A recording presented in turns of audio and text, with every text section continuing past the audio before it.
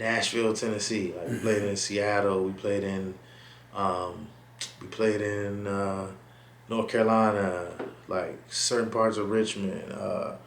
Like, you know what I'm saying? We've been all over so far. And we played in New York, you know what I'm saying? And like we're going to do a big show in New York this month, actually, on the 20th. Yeah. So what's the significance of your music having this reach between the Tennessees and up? I guess the significance is like,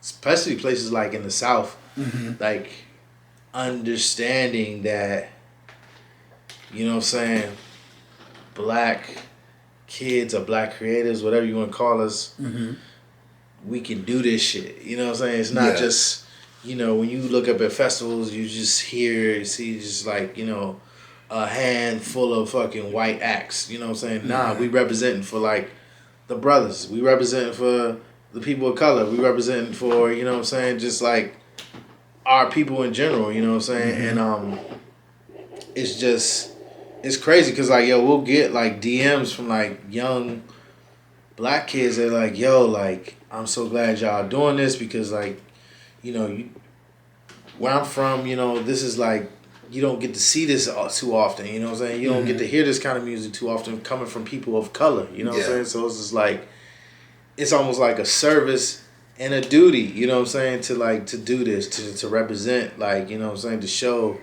cats under us or even next to us that, you know what I'm saying, like, yo, we can do this shit. And we can thrive and we can be productive and we can be successful and, you know, all this shit.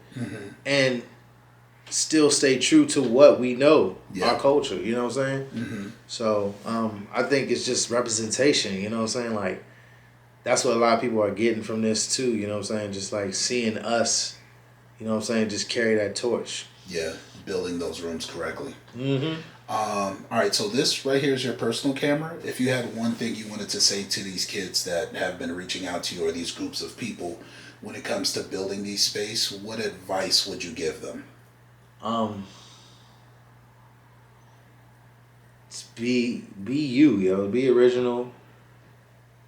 Believe in your shit, you know what I'm saying? Like, whatever you want to do, do that shit. Like, you know what I mean? Like, me personally, I have all these ideas and shit like that sometimes I still, even to this day, question like what, how, or am I good enough to do this? You know what I'm saying? Just do the shit. You know what I mean? Just push forward and do it, regardless of what you're thinking and how you're feeling.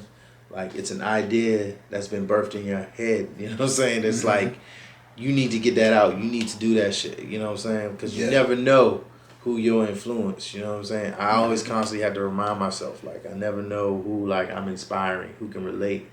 So it's just basically just doing the work and consistency. That's my thing, consistency. Yeah. So speaking of consistency, fun story, Kaytranada. You brought him to the city before the blow up. Well, I was a part of the crew that was I was helping out, but tell me about that time.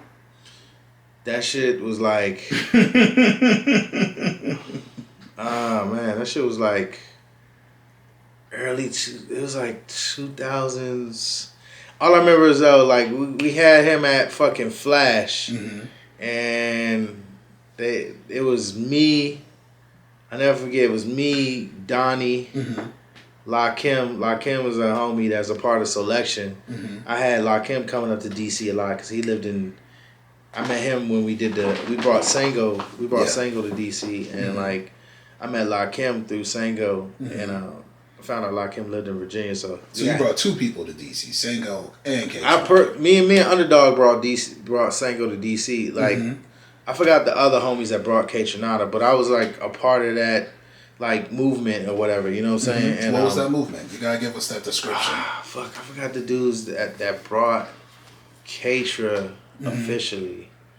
So was the movement the sound that you guys were producing, or? Yeah, I mean, you know, it was kind of like before that whole, because like that's the thing about me. I'm into so much different music. I was into so many different scenes. You do a lot now. Yeah, I like having my finger on the pulse of like, you know what I'm saying, like what's being played and what's not being played. You know what I'm saying? Like I like to go out and listen to what's being played and what's not being played. You know what I'm saying? Yeah. I just take notes. And like that Kaytranada joint, man. That Kaytranada that Kaytranada show was like so powerful because like, you know, that Sango show and that Kaytranada show was so powerful for the city because like I feel like one of the reasons why I'm gonna touch on Kaytranada, but I'm take your time. Yeah, it's your story. One of the reasons why I brought Sango, me and UnderDog brought Sango to DC is because we were DJing out a lot and we were doing a lot of these parties and we were throwing these parties and we started playing like that. We started playing that music like Sango's music, and it wasn't as popular yet. You know what I'm saying? Like we would go out, we would hear other DJs playing a lot of dope shit, but like there was some stuff that still wasn't being played, and so like we specifically like start pushing these songs and these sounds in our sets like a lot. Yeah. Like at our parties especially too. You know what I'm saying? There was other DJs playing the shit too. But like we focused in on like playing that shit a lot, and I saw like how like certain tracks was making people move. You know what I'm saying? They would dance to certain shit, or they would get hype over shit. Like whenever I played that Sango remix that he did, the Omi joint, the Omi back. Whenever I dropped that joint, yo, like the people went like fucking. They were like, yo, who the fuck is this? Like who is this?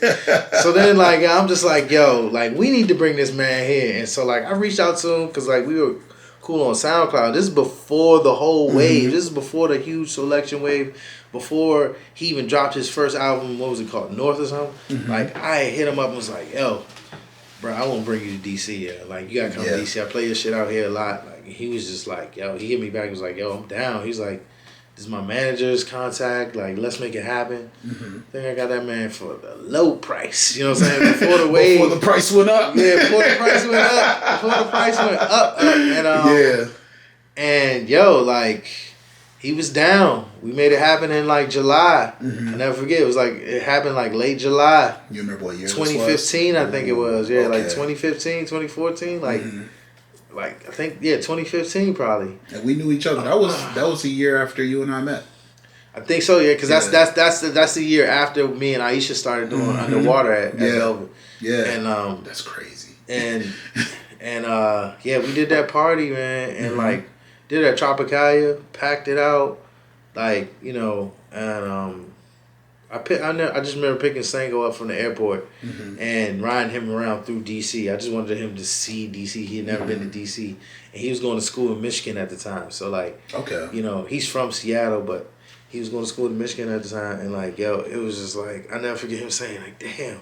There's so many black people. It's beautiful. It's dope to see so many black people out here. You know what I'm saying? Yeah, like, and that's significant. You know what I'm saying? Because Chocolate City was still Chocolate City back then. Yeah, man. Sango, man, he's all about his culture and shit. And like, you know, like I think that's why, you know, his sound was so like crazy because like he was intertwining like you know, different cultures in his sound and shit like that. So, you know, yeah, we brought him, and then like that whole shit just like I think it stirred up the city a little bit. You know what I'm saying? Like people were like, yo, okay, what is going on? Who is this? Who is saying?